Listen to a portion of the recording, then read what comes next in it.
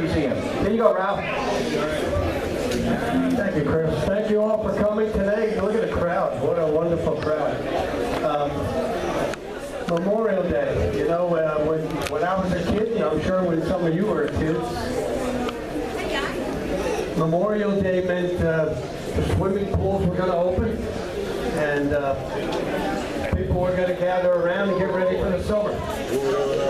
I thought that way until my 5 uncles came home from World War II in 1945 and 46, and they started having Memorial Day parades, and I understood what it meant. I'm sure a number of you are that age where you remember your first Memorial Day parade. And for the past couple of years, we've been having Memorial Day parades. We had to postpone it this year because of obvious reasons. I'm kind of glad we did, because it looks like we're going to end up with a rainstorm just when we're going to open up the parade. The Military Museum, we've been around for 12 years. We started in 2008 in a small location off of Del Prado and moved here in 2012. What you see here has been accumulated since 2012. Most of it comes from the generosity of the wonderful veterans that come and visit here every day. On a typical Tuesday, in normal times, this mess hall would be completely filled with 125 to 150 veterans that come for a lunch that we have been providing since 2008 when we first opened our doors. We look forward to opening our doors again on June 2nd, which is a Tuesday. We're not going to be having our lunch for a few weeks until we see what the atmosphere is and how things are working. But we hope that you'll come and join us every day. It's a one-of-a-kind thing. We're facing some financial difficulties like many nonprofits are, especially at this time with the virus. So any generosity that you can share with us, we appreciate. We've got donation boxes around all over the place. You could trip over them if you look long enough. So enjoy the day. Our kitchen will be open as soon as we're finished with our wonderful ceremony. And I have to thank Chris and the wonderful sailors who came from the USS Nimitz to join us today. I think there's 7 of them. There's 15. Well, I don't know how many of them there are. So many of them. Maybe even more. Raise your hand if you served on the Nimitz. Wow, look at this. Thank you from the bottom of my heart. I thank you for doing that. It's a wonderful thing, and Chris is the one that really made me aware of the accident that happened on the Nimitz back in 1981. Many of us forgot about it, never thought about it since that day. He brought it to my attention a few months ago, and I said, well, that's a wonderful thing. That's going to be the theme of our Memorial Day parade this year.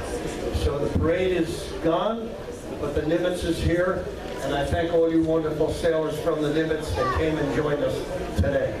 God bless you all. Thank you all for your service. I hope you'll keep coming back to this museum. It's a one-of-a-kind thing. Thank you again.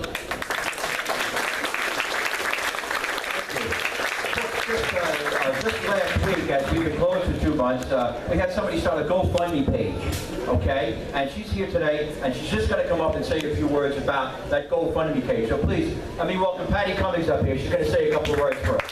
Patty, she's technical now, and she's in this all by herself, and she'll tell you all about it. Thanks, Chris. Thanks, Ralph. You know, this is a very special day for many, many people. I never served our country, but my brother did, and many of my family members did. And so have a lot of you in here. And I thank each and every one of you for giving us the freedom and making us feel at peace for what you did. Many sacrifices were made. Many came out, but they did not come out the same. And the bravery that took these men and women to know that they were going to battle for each and every one of us. I just thank the Lord every day that we had people that was willing to sacrifice their rights for our freedom. I really feel when I moved here and I came to this place, it hit me hard. The way the scenes were set up, to see what they went through, I couldn't even imagine. And knowing many that are still suffering to this day, it breaks my heart, and I thank them. But even that thank you really, I don't know if it really does much. But I do know if I can do something that's to give it back to help save this historical museum that was put together for all the men and women to see and to teach our children, to educate our children why they are heroes, what they've done. And I have gotten many people, my friends around the world, and we're all coming together to fight for this place. Because this place makes Cape Coral so unique in so many ways.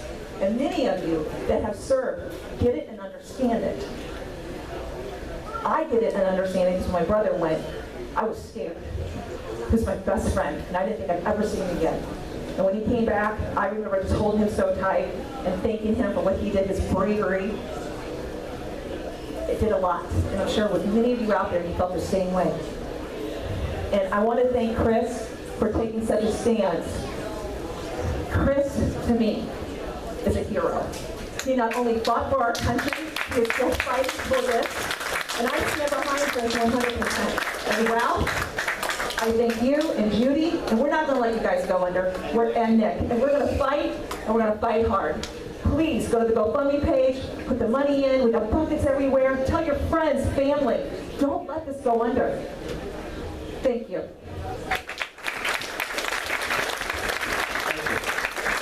Okay, Ralph, also we have there's a brick program here. If you got a special, your father, your brother, your sister, for $250 is a brick. You'll see it up there. We can place it anywhere in the museum you want. It'll be registered here if somebody comes from out of state. It's a brick program that we have to raise. These banners that you see, if you want your loved one on one of those banners, it's $150 for a banner. We can put them anywhere in the museum. And sometimes we put them up when they have the museum. They line them up and down Cape Coral Parkway. All right, all kinds of things that are going on for fundraising. At school, we can have a car wash, a bake sale, or anything you guys. We really need your help. In 2 months, we've been we've been down the tubes. Okay, so again, anything you guys can do, get in touch with any of us, and we'll help you. Ralph, Nick, and these guys, they look at me and they call me young man. I'm not a young man, okay? Back in the day, there's pictures of me when I was a young man. So any of you veterans who are in their 30s, 40s, we really need your help.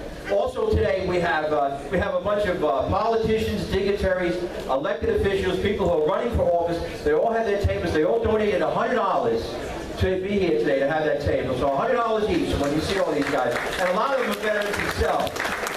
Okay? So they did the right thing. Now what I have here is I have a little speech that we're going to do for our ceremony. Let me get it together if I could. Okay? And again, this is for today for Memorial Day. And usually I always do this with a little humor because I need humor to get me through it. And today's supposed to be a somber day. But I have some words here that was written by some very important people. But the last couple months, the words that I've been hearing, it's from my wife. And it's, did you wash your hands? Okay? I mean, those are the words that I've been hearing for the last 2 months. I love you. How was work? Welcome. Did you wash your hands? Okay? So this is all we've been getting for 2 months. So it's good to get out and be with everybody. Okay? So again, thank you all for coming today as we honor and celebrate the national holiday we proudly call Memorial Day. Welcome veterans, dignitaries, residents, and former members of the USS Nimitz. Today is the day we remember all who have made the ultimate sacrifice and gave their life in service to their country. Yeah. We also recognize with gratitude all who have served this country and who have given us the liberties and freedoms we take for granted every day. It does not matter where or when you donned a uniform, whether it was Lexington and Concord, Gettysburg, charged up San Juan Hill, parachuted behind enemy lines into Normandy, or the Chosin Reservoir if you froze in Korea. Okay, also the Tet Offensive in Vietnam, and from today, the War on Terror, the Gulf War, and Tora Bora, for our veterans who have served recently. We the people of the United States thank you with each step we take, and each time we embrace our loved ones. Now today is Memorial Day. It is a day I feel we should be grateful for. And what we have is freedom. And always remember, freedom is not free. It never was, it never will be. This year marks the 75th anniversary of Iwo Jima. Okay? Now for you guys in Cape Coral, you see that you passed the statue on Iwo Jima. Okay, that's 75 years ago. Now on that statue, on the Veterans Bridge that we pass every day as we go about our own lives, of the 6 men pictured in that statue, 3 of them died on Iwo Jima. I think we should name their names today. Their names were Mike Strang, Harlan Block, and Franklin Sosley. So the next time you pass that statue, thank them for their sacrifice. On this Memorial Day, May 25th, 2020, tomorrow will be the 39th anniversary of the catastrophic flight deck crash on board the USS Nimitz, which occurred off the coast of Jacksonville, Florida, right here in our state, killing 14 men and injuring 48. Most of these men were barely out of their teenage years. The U.S. Navy has a habit of turning boys into men. I was 17 when I joined. Here today we have former members of the USS Nimitz who have come here from all over the country to pay homage to their fallen shipmates. And with some guys from B4 Division, the purple shirts or the grapes as we call it. Now here's, hopefully if I miss some of you guys, we have John Hawkins, William Hardin, Ken Tushoff, William Hoffman, Carlos Barbella, Trey Zippera, Mike Constantine, Jenny Pearson, Mike Kowalski, Paul Carangelo, Ray Oshula, Dave Latham, Doc Goodwin, Mike Myers, and John, he said he was a really Italian name. Hey, Paisan, guess it each. John Bananero, huh? Thank you, John, huh? There you go. Okay? So, did that all right?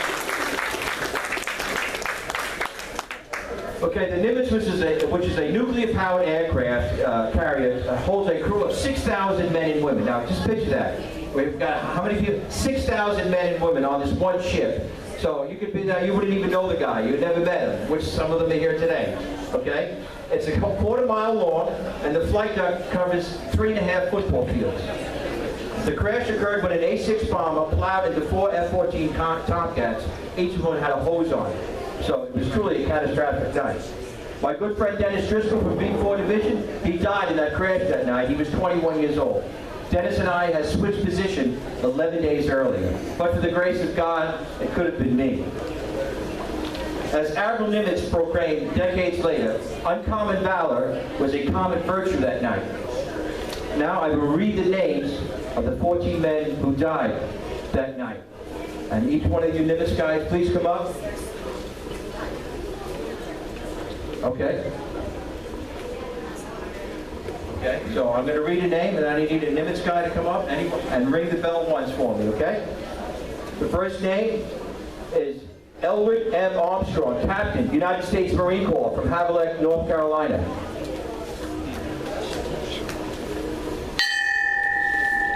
Thomas E. Barnhart, Airman Apprentice, Navy, 18 years old, Cleveland, Ohio. Alberto Colon, Airman, Navy, 21, Brooklyn, New York. Lawrence D. Cragen, First Lieutenant, United States Marine Corps, Cherry Point, New Jersey.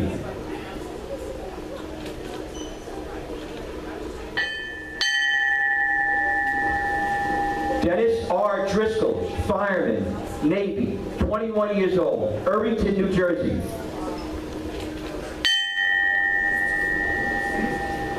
Jackie L. Goddard, Airman Recruit, Navy, 22 years old, Casper, Wyoming. Arturo Pinocha, Airman, Navy, 25 years old, San Antonio, Texas.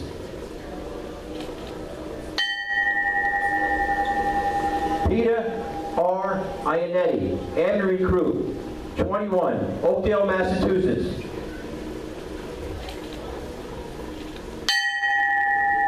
Robert W. Iser, Petty Officer 3rd Class, Navy, 22, Richfield, Minnesota. Patrick D. Lewis, Airman Apprentice, Navy, 21, Westland, Michigan.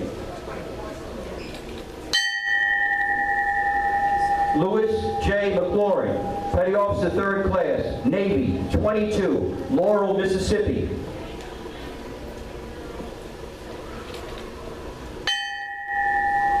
Frank J. Swinder, Airman Apprentice, Navy, Providence, Rhode Island.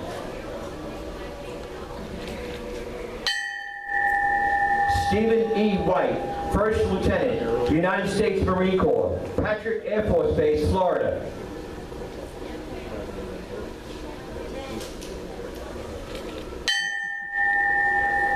And our last name, Ronald Wilderman, Airman, Navy, 19, Westerville, Ohio.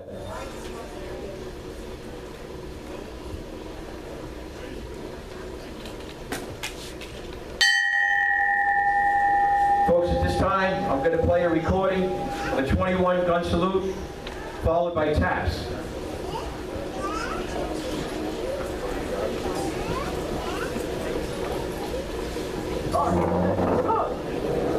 Right. Hey. Forward. Up. Forward. Up.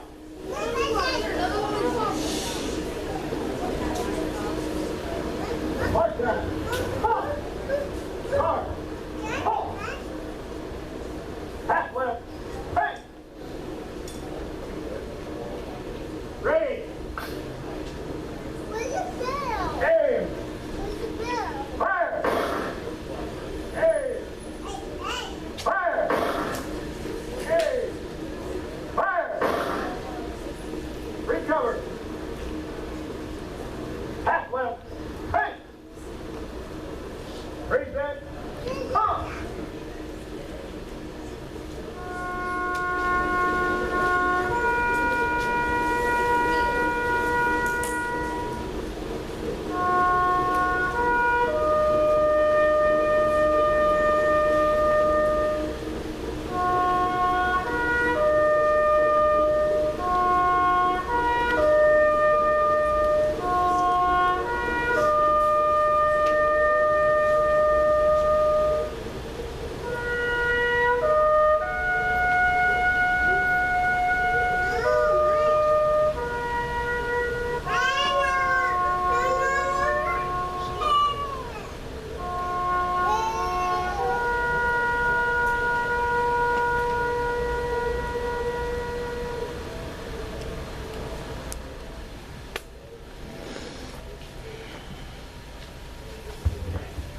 Believe it or not, that's only 28 notes, and it's so, it hits home.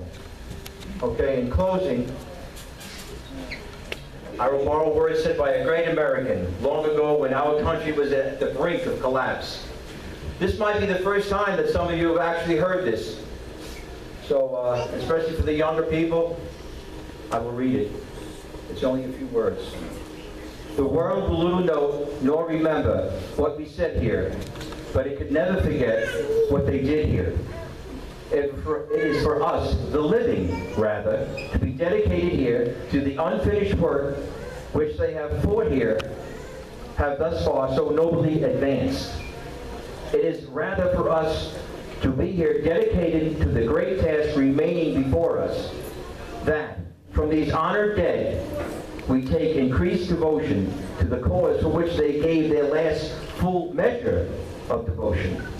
That we here highly resolve that these dead shall not have died in vain, that this nation, under God, shall have a birth of freedom, and that the government of the people, by the people, and for the people, shall not perish from the earth. Thank you all for coming today, and welcome to our Southwest Florida Military Museum. Thank you very much. Thank you. Okay? So we got through that, and I did it in a straight face, that's great. We got plenty of things going on, walk around the museum, lunch is going to be served, we got a band going on, tickets to be sold. Please donate to this museum and do the best you possibly can. Thank you, God bless America. Thank you. Okay, all right, we need the Nimitz guys to come up. We need the Nimitz guys to come up in front of here. Me 5, Mark and I.